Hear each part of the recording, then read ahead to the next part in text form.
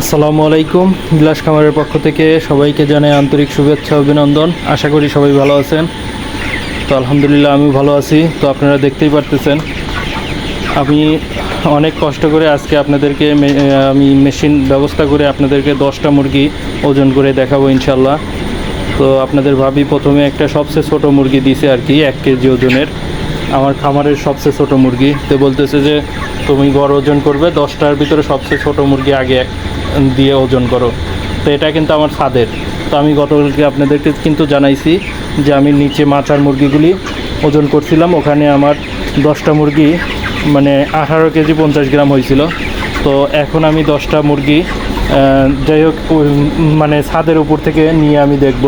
তো এখানে 10টা মুরগি আমি ছোট সাইজ নেব 7টা মুরগি, আর 3টা মুরগি নেব আমি বড় সাইজ দিয়ে, যাতে যেটাই গড় ওজন হোক আমার যেন গড় ওজন পরবর্তীতে আমি 100 গ্রাম বেশি পাই। তো আমার একটা আইডিয়া আর কি। তো তারপর আপনাদেরকে দেখাই ইনশাআল্লাহ যে কতটুকু আমার ছাদের আজকে মুরগির বয়স যেহেতু আমার 33 দিন না 32 দিন আমার খেয়াল নাই। তো আপনারা ভালো জানেন 33 দিনই হবে। তো মাশাল্লাহ 16 কেজি 750 গ্রাম মানে 750 গ্রাম। তো আসলে একটু ওজন নিচের চেয়ে অনেকাংশেই কম। যে গতকালকে আমার মানে 18 কেজি 50 গ্রাম ছিল, তো এখানে 16 কেজি 750 গ্রাম মানে প্রায় 1 কেজি, এদিকে হলো 250 গ্রাম। তো 1 কেজি 250 গ্রাম নিচের চেয়ে উপরে কম হলো। তো আমি এটা আপনাদেরকে আগেই বলেছি যে আমার নিচের মুরগি ওয়েটটা একটু বেশি হবে। তো তারপরও আমি এখানে যেহেতু আমার ছোট মুরগি বেশি নিছিলাম, তো আলাদা আলাদা করে আপনাদের কিন্তু এখন আমি একটা একটা করে বড় মুরগি আমি দেখাবো যে এখানে বড় মুরগিগুলি কীরকম সাইজ আছে, 2 কেজি প্লাস আছে কি না। তো আপনাদেরকে একটু দেখাবো, একটু অপেক্ষা করে সেই ভিডিওটাও দেখবেন। আশা করি কেউ স্কিপ না করে না টেনে ভিডিওটা দেখবেন, তাহলে আমার ভিডিওটা করা সার্থক হবে। কারণ আসলে ভিডিও করতে অনেক পরিশ্রম করতে হয়, আপনারা ভালোই জানেন। তো এই যে দেখুন একটা বড় মুরগি নিয়ে এসে আমি দেখলাম 2 কেজি 150 গ্রাম মানে 150 গ্রাম আর কি। তো দেখুন আমার 2 কেজি সাইজের উপরে এখন প্রায় 50% মুরগি এখন 2 কেজি প্লাস আছে আশা করা যায়। তো তারপরে কিছু ছোট সাইজ আছে, দেখতেই পারলেন যে 1 কেজি সাইজেরও কিছু মুরগি আছে। তো এগুলি আসলে থাকেই, কারণ আপনার মুরগি কিন্তু সব অ্যাভারেজে যে মানে 2 কেজি সাইজ হবে তা কিন্তু না, ছোট সাইজের মুরগিও থাকবে। তো 1 কেজি সাইজের যেমন আছে 2 কেজি সাইজেরও অনেক মুরগি আছে। তো আমি তার ভিতরে আপনাদের কয়েকটা মুরগি আমি ধরে দেখাবো যে বড় মুরগিগুলি আসলে সাইজটা এই মুহূর্তে কী অবস্থা আছে আর কি। তাহলে আপনাদের একটা ধারণা আসবে। আমার যেহেতু আজকে 33 দিন বয়স, আর আমি খাওয়ার পাত্র কিন্তু আমার সন্ধ্যা কি আসরের পরে থেকেই খালি আছে। আর ওদের খাবার আমি আজকে দিতে লেট করেছি, আমি বাইরে ছিলাম। তো এসেলেই ভাবলাম যে আপনাদেরকে আগে আমি যেহেতু প্রতিদিন কথা দেই যে 10টা মুরগি ওয়েট করে দেখাবো, তো আজকে সেই জন্য দেখাচ্ছি। দেখুন মাশাল্লাহ এটা কিন্তু 2 কেজি 250 গ্রাম। তো মাশাল্লাহ এটা কিন্তু আরও বেশি বড়। তো এরকম সাইজের কিন্তু আরও মুরগি আছে। তো দেখতেই পারলেন। যাই হোক আপনাদের কিন্তু 3-4টা আমি দেখালাম যে 2 কেজি প্লাসের সব মুরগিগুলি এখনও আমার খামারে অনেকগুলি আছে। তো আমি এটাকে একটু দাগ দিয়ে রেখে দিছি যে কালকে অনেকে মানে আমার কাছে বড় মুরগি চাইবে, যেহেতু আমি অলরেডি আমার বাড়িতে মেলা দিছি। তো আসলে আমার কথা কাজের যদি মিল না পায় সেই ক্ষেত্রে কিন্তু একটু থাকবে। তো আমি 2.5 কেজি বলছি, তো 2.5 কেজি সাইজের যাতে কালকে মুরগি আমি দেখাইতে পারি তাহলেই আমার সার্থক, কথার একটা কাজের মিল থাকবে। কারণ আমি আসলে কারোর সাথে কোনো রকম 2 রকম কথা আসলে আমার বিবেককে আমার বাধে আর কি। তো যাই হোক আপনারা দেখতেই পারলেন। তো আসলে আমি সারপ্রাইজ, কারণ আমার এবার ভুট্টা ফার্মেন্টেশনটা আসলেই সার্থক। 33 দিনে আমি আশা করতেছি 33 দিন তো আজকে, তো আশা করতেছি কালকে 34 দিন। তো মোটামুটি 2 কেজি কাছাকাছি চলে যাবে ইনশাল্লাহ গড়ে। কারণ নিচের মুরগিগুলি আমার মাশাল্লাহ সব মোরগ আছে ওখানে।